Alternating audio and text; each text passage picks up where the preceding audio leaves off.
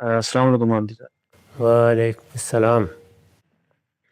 جی میرا دو سوال ہے۔ میں ریسنٹلی امریکہ میں موو ہوں، تو میری اکثر بات چیت ہوتی ہے کرسچن سے۔ تو میں پڑھ رہا تھا اولڈ ٹیسٹمنٹ میں، جہاں پہ اسحاق علیہ السلام کے سیکریفائس کا ذکر موجود ہے، اور ہم قرآن میں دیکھتے ہیں، غالباً آپ کا بھی یہی موقف ہے کہ ذبیح جو ہے وہ اسماعیل علیہ السلام ہے۔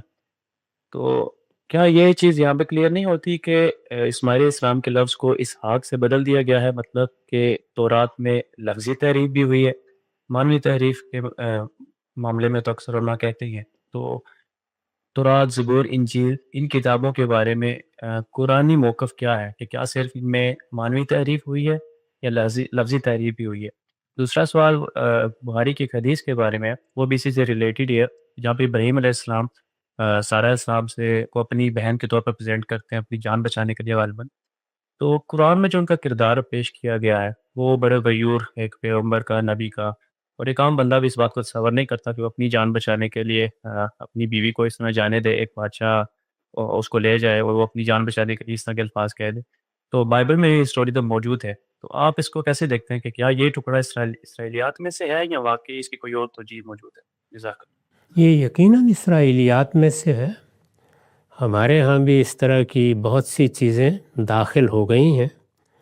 روایتوں کی کتابوں میں بعض اسرائیلی قصے لوگوں نے شامل کر دیے ہیں۔ اس روایت پر بہت کچھ تنقید اہل علم کر چکے ہیں۔ آپ کو موقع ملے تو آپ اس کا تفصیلی مطالعہ کر لیں۔ ہمارے عہد میں مولانا سید ظفر اللہ صاحب موضوعی نے بھی بڑی وضاحت کے ساتھ اس روایت پر اپنا نقد پیش کیا ہے۔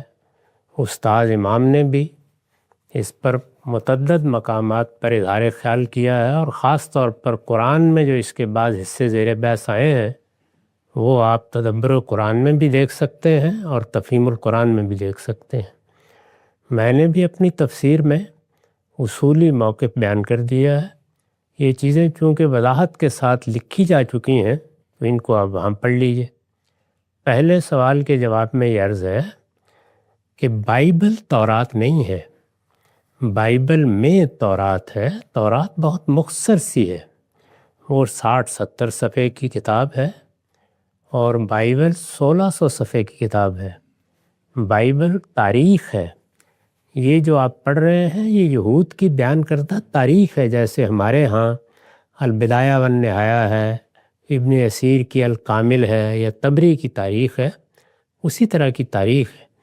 تو جب تحریف کی بحث کی جاتی ہے تو اس کا تعلق تو کلام الہی سے ہے، اس میں اس طرح کی کوئی لفظی تحریف متعین نہیں کی جا سکتی۔